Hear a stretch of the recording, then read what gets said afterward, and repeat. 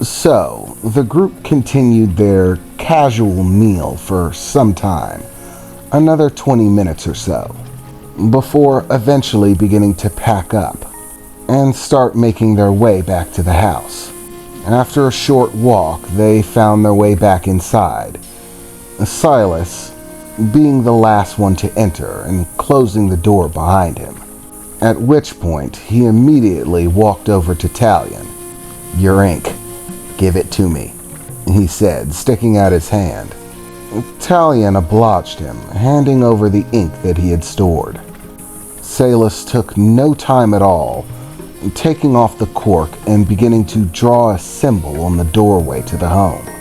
A magical sigil, one that Talion hadn't seen before. After he got finished, he corked the bottle again and looked over to Talion. "Okay, Talion, do your thing. Juice it."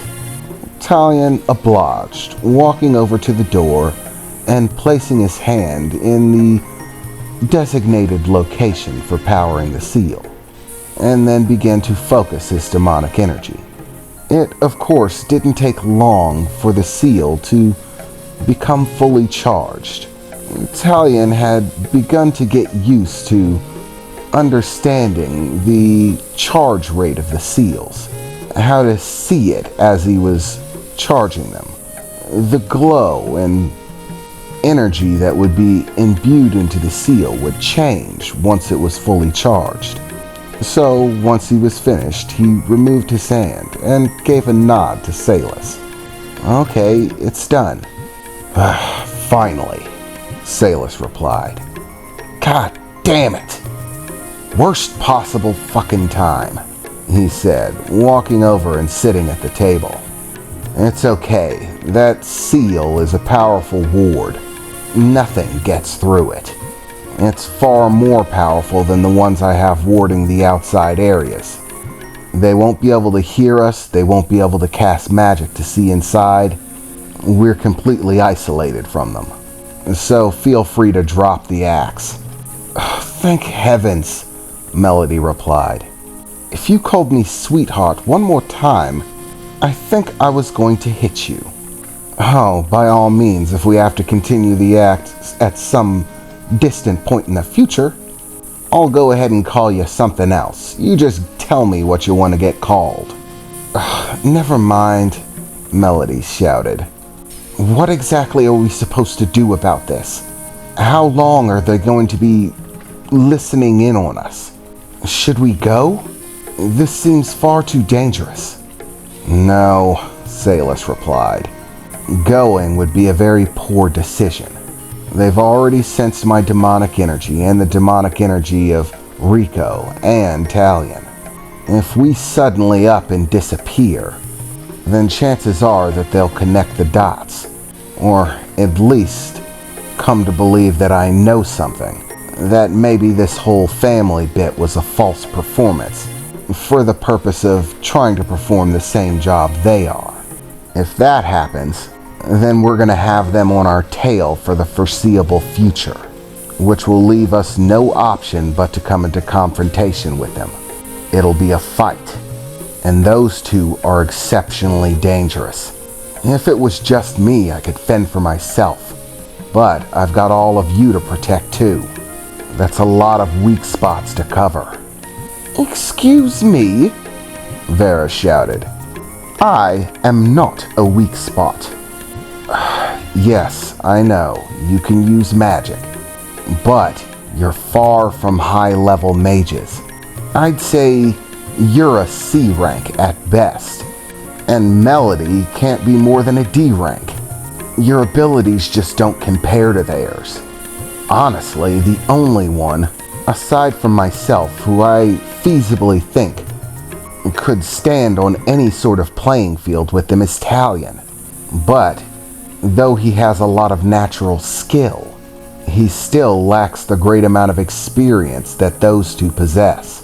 They've been doing this for hundreds of years. They're not rank amateurs with simple natural talent.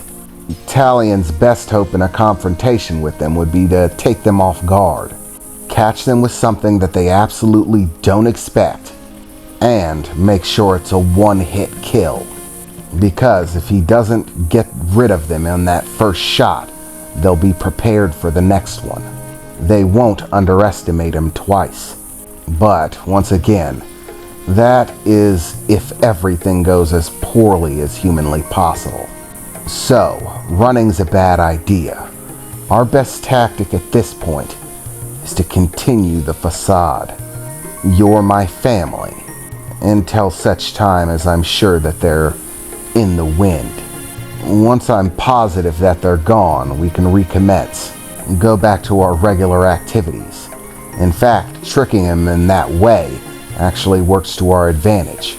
Once they believe that this is just my home, and you're my family, and I don't have any information to offer them, they'll leave with that belief firm in hand, meaning that they'll probably try to cut deals with other mercs.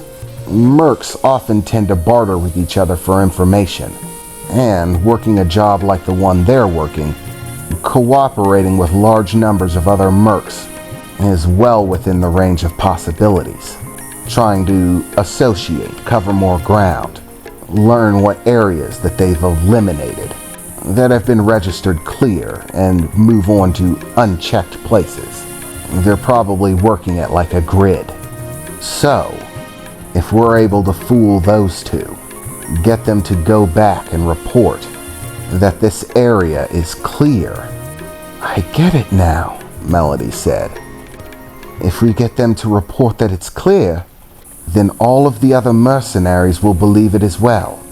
That means they'll all bypass this location. It'll ensure our safety.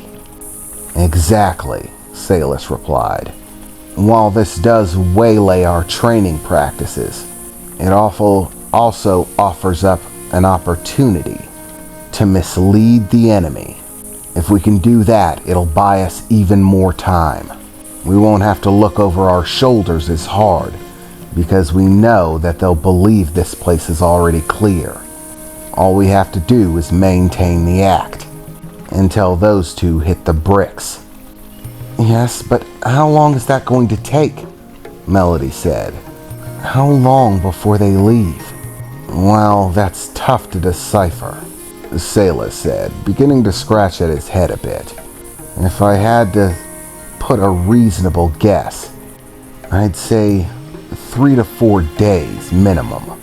If they decided to stick around and spy, they'll most likely stick around for at least that amount of time. So until then, we keep up the act. But what about my training? Taleon asked, looking somewhat disgruntled. I mean, I was just starting to make progress. Don't worry, Taleon. This doesn't mean that we have to stop your training altogether. We just need to change it.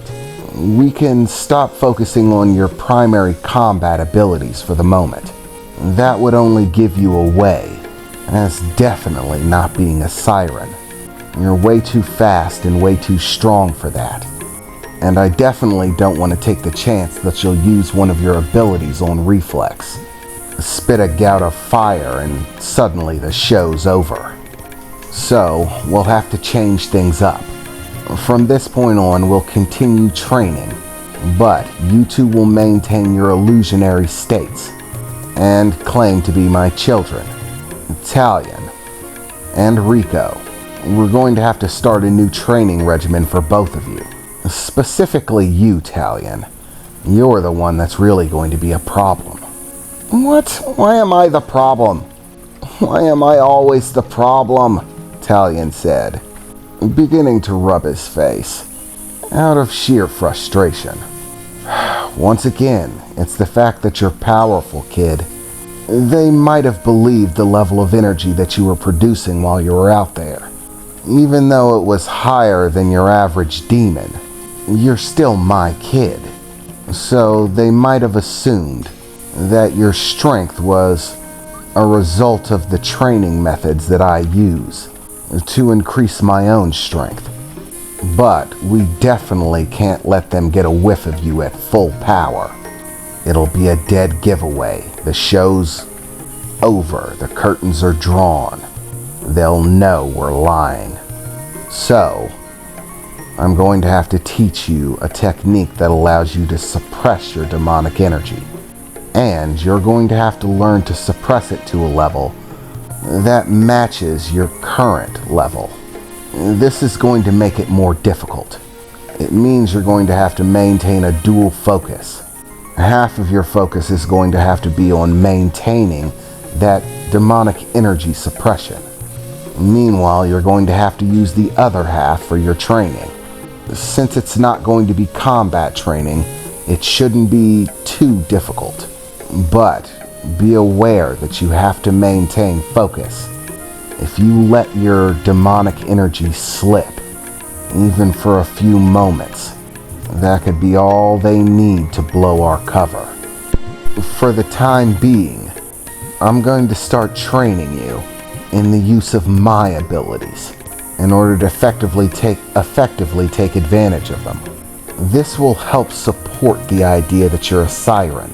It's very unlikely that they'll see you wielding my abilities and think you're anything but.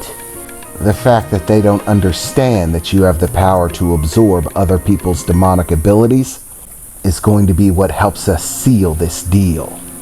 Honestly, that's the reason I think they're only going to stick around for a few days. After seeing you use my abilities, any question of whether you're a siren or not will float away.